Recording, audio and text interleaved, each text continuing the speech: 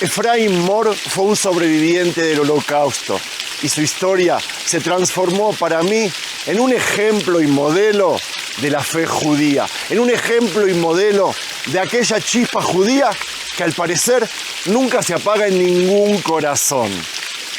Amigos, les habla Sergio Bacari del canal Bacari Suelto en Israel. Otra vez con ustedes, otro sábado con la Torá en la mano, en busca de la porción semanal. Mientras en las sinagogas de Israel y del mundo se está leyendo una porción llamada Shmini del tercer libro, yo estoy en un lugar llamado En Hemed, cerca de Jerusalén, un lugar el cual solía visitar aquel sobreviviente del Holocausto que les quiero contar hoy. Solía venir aquí con su familia y por eso estoy aquí haciéndole honor. Amigos, ¿me podrían creer si les digo que una familia que tiene a su hijo secuestrado en Gaza, en vez de enojarse con Dios, en vez de fortificar su no creencia en Dios y su secularidad, se convirtió en una familia de fe judía y volvió a la religión? ¿Me podrían creer que a pesar del Holocausto hubo un fenómeno de mucha gente que lo pasó, que entró al Holocausto secular y salió religiosa? ¿Cómo puede ser eso? Ese es el tema de hoy, la historia de Efraín Mor que les traigo. Y desde ya, gracias por participar, amigos, y gracias a los que siguen visitando nuestra tienda virtual, en la cual van a poder conseguir, entre otras cosas, Torá, Biblias como esta, en español, en hebreo, con su traducción al español, directamente desde Israel a vuestras casas, y no importa en qué rincón del mundo están. Gracias a los que se suscriben al canal y gracias a los miembros que siguen apoyando económicamente este proyecto. Toda esa información y toda la que yo quiero transmitir en la descripción de este y todos los videos. Empecemos. Mientras recorremos estas hermosas aguas que corren muy cerca de Jerusalén y estos hermosos paisajes, les quiero contar de que Efraín nació en Bélgica con el nombre de Freddy y vivió una infancia feliz y normal. Sus padres no eran religiosos y el hogar en el que creció carecía totalmente de símbolos o prácticas religiosas.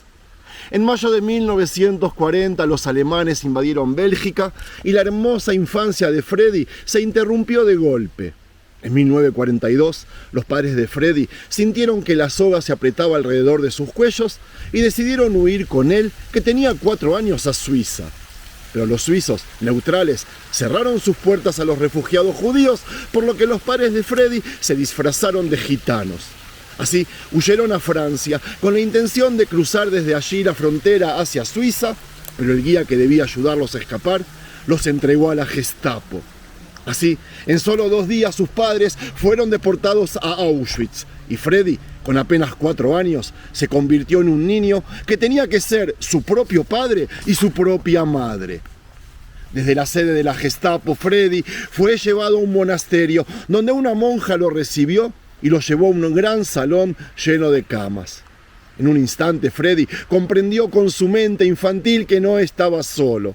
Sobre las camas se sentaban niños de su edad llorando amargamente con solo 2 palabras en yiddish. Ellos gritaban «Tate», «Mame», que significa papá y mamá.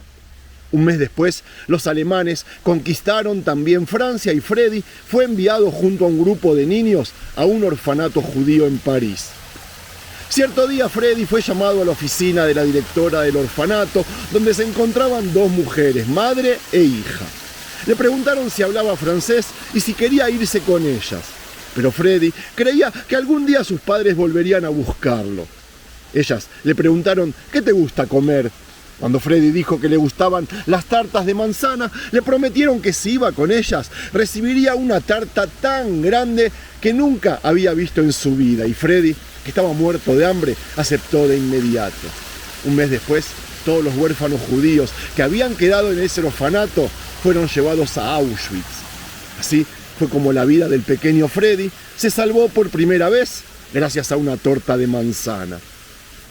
Más tarde, para ocultar su judaísmo, sus padres adoptivos lo enviaron a una escuela católica, pero en 1942, cuando los alemanes comenzaron a deportar a los judíos de París a campos de exterminio, el vecindario donde vivían Freddy y sus padres fue rodeado por los alemanes. Entonces, una vecina católica llamada Lucy Cartier se presentó en su casa y les ofreció mudarse a otro departamento suyo en otro barrio de París y enviar a Freddy con ella a otra casa que tenía en un pueblo cercano donde sería más seguro. En ese pueblo, junto a su rescatadora, Freddy recibió a las fuerzas estadounidenses que por fin liberaron París en agosto de 1944. Así fue salvada por segunda vez la vida de Freddy y así también Lucy Cartier fue reconocida como justa entre las naciones. Después de la guerra, Freddy se reunió con sus padres adoptivos y volvió con ellos a su hogar. Siguiendo el consejo de sus padres y para evitar que insistiera en emigrar a la tierra de Israel, Freddy se alistó en el ejército francés y luchó en la guerra contra Argelia. Cuando regresó con una fila de medallas, volvió a hablar con sus padres sobre su deseo de emigrar a Israel. A sus padres no les gustaba nada la idea. Ellos afirmaban que la tierra de Israel, si bien era algo muy bueno y que no se oponían a su existencia, ellos creían que no era más que un gran gueto peligroso y que no valía la pena irse allá. Pero Freddy no se dejó convencer. Viajó a Israel y se estableció en un kibutz. Años más tarde, tras un profundo proceso de reflexión sobre la identidad judía, Efraim, ya con ese nombre y no Freddy, se hizo religioso y fundó un hogar basado en los más sólidos principios de la fe judía.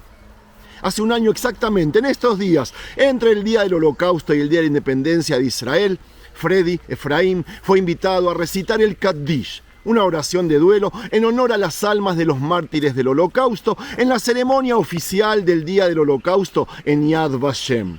Pero Freddy, Efraim, no logró decirlo. En el ensayo general se sintió mal y 2 días después falleció. En una entrevista televisiva le preguntaron cómo alguien que no era religioso durante el Holocausto y que solo hizo arrepentimiento años después, enfrentaba las preguntas sobre la fe que surgen en torno al día del Holocausto. ¿Cómo enfrentaba las preguntas que le hacían otros sobrevivientes del Holocausto que perdieron su fe?, le preguntaban. Él respondió que no le temía a esas preguntas. Solía decir que los verdaderos creyentes no le temen a las preguntas, que quienes temen a las preguntas son aquellos que temen vivir sin respuestas. Pero a diferencia de ellos, los verdaderos creyentes, desde el momento en que deciden ser fieles a Dios y a su Torá, en ese mismo acto aceptan continuar sirviendo a Dios y siendo fieles a Él, incluso cuando tengan preguntas sin respuestas.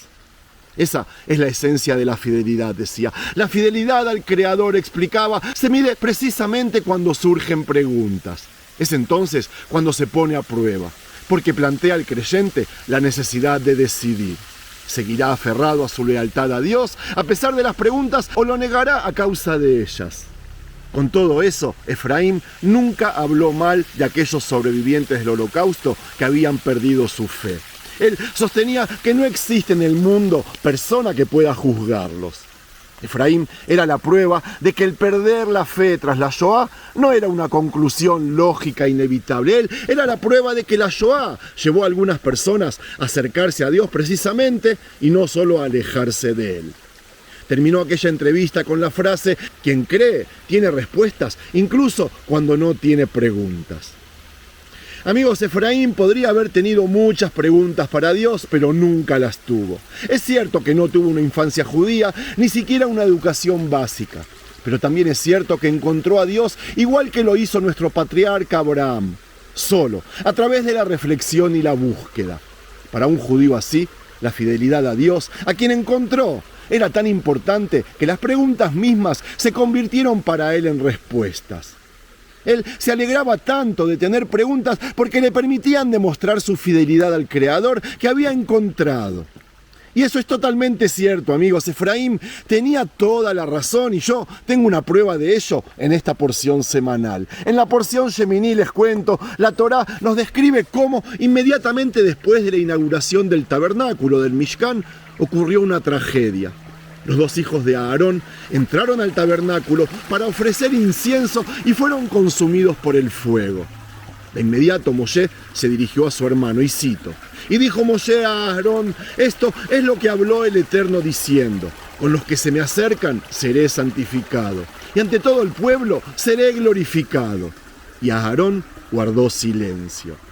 Amigos, aquí surgen varias preguntas. ¿A quién se refería Moshe con los que se me acercan?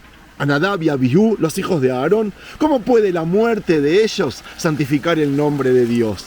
¿Y por qué la Torá enfatiza que tras escuchar esas palabras, Aarón guardó silencio? ¿Qué fue lo que provocó su silencio? La respuesta es simple. Aarón enfrentaba una gran pregunta. ¿Por qué habían muerto sus hijos? ¿Fue por el pecado del becerro de oro del cual él mismo había participado? Pero esperen, Dios ya le había dicho claramente a Moshe, y cito, he perdonado conforme a tu palabra. Entonces, ¿cómo puede ser que ahora lo castiguen por un pecado que ya había sido perdonado? Y entonces Moshe le respondió, con los que se me acerquen seré santificado. Con estas palabras, Moshe quiso enseñarle que la fidelidad a Dios no se mide cuando todo encaja, sino precisamente cuando nada encaja. Cuando Dios dijo, he perdonado, pero aún así llegó el castigo, ahí está el verdadero, con los que se me acercan seré santificado. Eso que Moshe le dijo a Aarón. El hecho de que uno se queje ante los designios divinos, incluso cuando tiene preguntas, es señal de que es un fiel auténtico. Y esta es su oportunidad de demostrar su fidelidad ante todo el pueblo. Con esas palabras, Moshe enseñó que esta es la elección que se le presenta a todo aquel cuyas circunstancias de vida contradicen las promesas divinas. Debe decidir si continuar siguiendo a Dios incluso cuando todo parece ir mal y así expresar la fuerza de su fidelidad. O por el contrario, si cuestionar y perder la fe. Por eso, amigos, Moshe le dijo a Aarón, a su hermano, con los que se me acerquen seré santificado. Y por eso Aarón, al escuchar sus palabras, se levantó de su duelo y aceptó el juicio con amor. Como dice el texto, y Aarón guardó silencio. Amigos, el silencio de los sobrevivientes del holocausto, como Efraín, como Freddy, que eligieron permanecer fieles a Dios, no fue por ingenuidad y mucho menos por indiferencia, para nada. Eran personas muy sensibles y seguramente tenían muchísimas preguntas, pero eligieron, tras una profunda reflexión, seguir aquel camino de Aarón a Cohen. Eligieron utilizar su sufrimiento personal para demostrar a través de él su fidelidad a Dios y por eso callaron. Su silencio era ensordecedor y por eso no preguntaron. Listo, amigos, espero que les haya gustado el material. Los voy a dejar un ratito con este paisaje, con estas aguas corriendo y con algunas fotos de aquel Efraín Mor que, de haber sobrevivido solo el holocausto, se convirtió en una gran familia en la tierra prometida, aquí, en la tierra de Israel. Buena semana para todos.